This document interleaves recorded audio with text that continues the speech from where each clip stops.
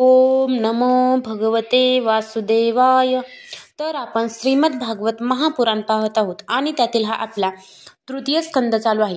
तृतीय स्कंदातील हा अध्याय चौथ्या अध्यायामध्ये आपण उद्धवाचा निरोप घेऊन विदुराने मैत्रेय ऋषींकडे प्रयाण याबद्दल पाहणार आहोत. तर उद्धव म्हणाला, नंतर ब्राह्मणांची परवानगी घेऊन यादवांनी भोजन केले आणि मग वारुणी नावाचे मद्य ते प्याले.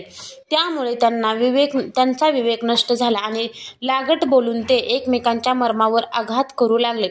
मदिरेच्या नशेत त्यांची बुद्धी बिघडली आणि ज्याप्रमाणे वेळू एकमेकावर घासल्याने त्यांना आग लागते त्याप्रमाणे सूर्यास्तापर्यंत ते मारामारी करू लागले.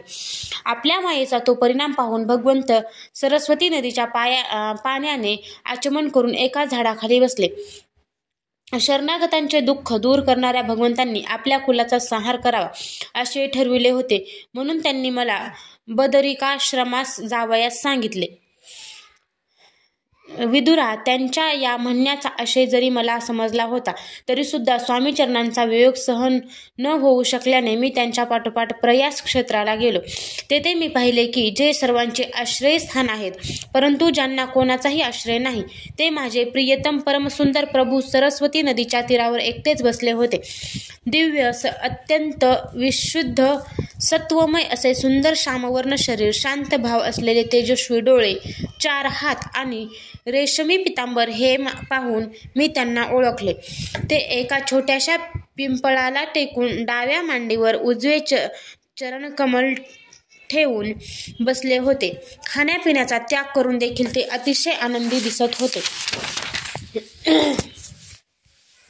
त्याचवेळी व्यासांचे प्रिय मित्र परम भागवत सिद्ध पुरुष मैत्रेय ऋषी आनंदाने विहार करीत योगायोगाने तेथे येऊन पोहोचले. मैत्रेय मुनी भगवंतांचे प्रेमी भक्त आहेत. आनंद आणि भक्तिभावामुळे ते सदैव विनम्र असतात. त्यांच्या देखतच प्रेम आणि सुहास्य वदनाने माझ्याकडे पाहून मला आनंदित करीत श्रीहरी म्हणाले. श्री भगवान म्हणाले, मी तुझे मनोगत जाणतो, म्हणूनच दुसऱ्या कोणालाही अत्यंत दुर्लभ असलेले असे साधन मी तुला सांगतो. उद्धवा, मागील जन्मी तू वसु होतास. विश्वाची रचना करणाऱ्या प्रजापती आणि वसु यांनी केलेल्या यज्ञात माझ्या प्राप्तीच्या इच्छेनेच तू माझी आराधना केली होतीस. हे उद्धवा, या जगात तुझा हा जन्म शेवटचाच आहे, कारण या जन्मात तू माझा अनुग्रह प्राप्त करून घेतला आहेस. हा मर्त्यलोक सोडून मी आता माझ्या धामाकडे जाऊ इच्छितो. तुझ्या अनन्य भक्तीमुळेच यावेळी अशा एकांतात तुला माझे दर्शन झाले. ही मोठी भाग्याची गोष्ट आहे. पूर्वी पाद्यकल्पांच्या प्रारंभी मी आपल्या नाभी कमलावर बसलेल्या ब्रह्मदेवाला माझा महिमा प्रकट करणाऱ्या ज्या श्रेष्ठ ज्ञानाचा उपदेश केला होता आणि ज्याला विवेकी लोक भागवत म्हणतात तेच ज्ञान मी तुला देतो. विदुरा, माझ्यावर प्रत्येक क्षणी त्या परमपुरुषाच्या कृपेचा वर्षाव होत होता. जेव्हा ते असे आदरपूर्वक म्हणाले तेव्हा स्नेहभावाने माझे अंग रोमांचित झाले, वाणी सद्गदित झाली आणि डोळ्यातून अश्रुधारा वाहू लागल्या. मी हात जोडून त्यांना म्हणालो, स्वामी, आपल्या चरणकमलांची सेवा करणाऱ्या पुरुषांना या जगात अर्थ, धर्म, काम, मोक्ष या चारांपैकी काहीच दुर्लभ नाही. तथापि हे प्रभो, मला त्यापैकी कशाचीच इच्छा नाही. मी तर केवळ आपल्या चरणकमलांच्या सेवेसाठीच असुसलेला आहे. हे प्रभो, आपण निष्पृह असूनही कर्म करता, अजन्म असूनही जन्म घेता, कालरूप असूनही शत्रूंच्या भीतीने पळून जाऊन द्वारकेच्या किल्ल्यात लपून बसता आणि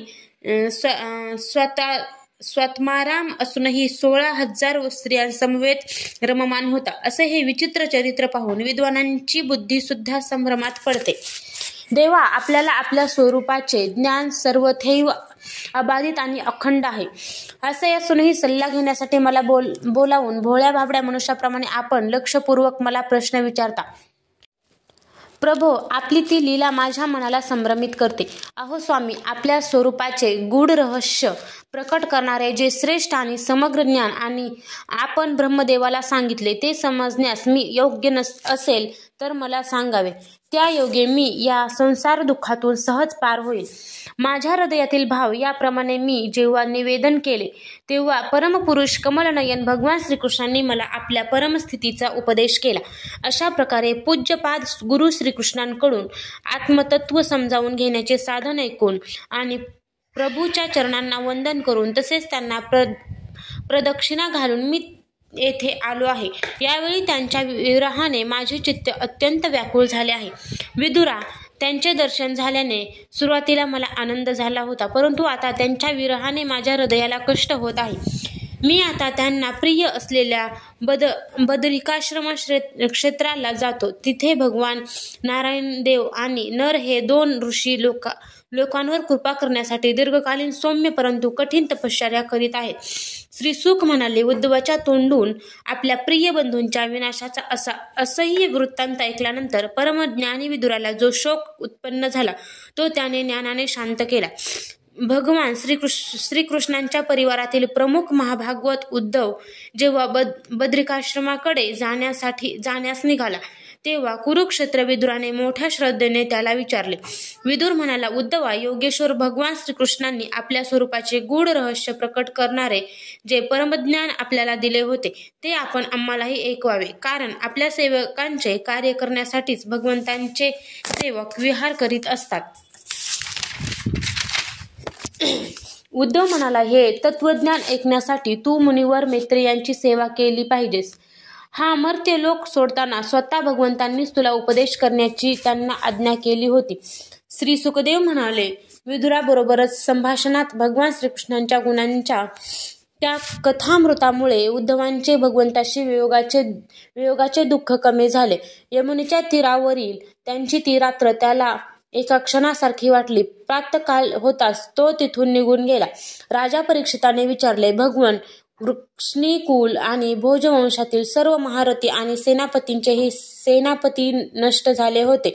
एवढेच काय, त्रिलोकीनाथ श्रीहरींनीही आपले ते रूप तिरोहित केले होते. असे असता सर्वांचे प्रमुख उद्धव कसे वाचले? श्री सुखदेव म्हणाले, ज्यांनी केलेली इच्छा कधी व्यर्थ होत नाही त्या श्रीहरींनी ब्राह्मणांच्या शापरूपी काळाचा बहाणा करून आपल्या कुळाचा संहार केला आणि आपला अवतार समाप्त करताना असा विचार केला, आता या लोकातून मी निघून गेल्यानंतर अत्यंत संयमशील असा उद्धवच मी सांगितलेले ज्ञान ग्रहण करण्यास योग्य अधिकारी आहे. आत्मज्ञानी उद्धव माझ्यापेक्षा अणुमात्र सुद्धा कनिष्ठ नाही.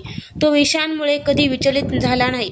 म्हणून माझ्या ज्ञानाचे लोकांना शिक्षण देण्यासाठी त्याने येथेच राहावे. वेदांचे मूळ कारण असणाऱ्या जगद्गुरु श्रीकृष्णांची अशी आज्ञा झाल्यावर उद्धव बद्रिकाश्रमात जाऊन समाधी योगाने श्रीहरींची आराधना करू लागला. कुरुक्षेत्र परीक्षिता परमात्मा श्रीकृष्णांनी लीलेनेच आपला विग्रह प्रकट केला होता आणि लीलेनेच तो अदृश्य केला.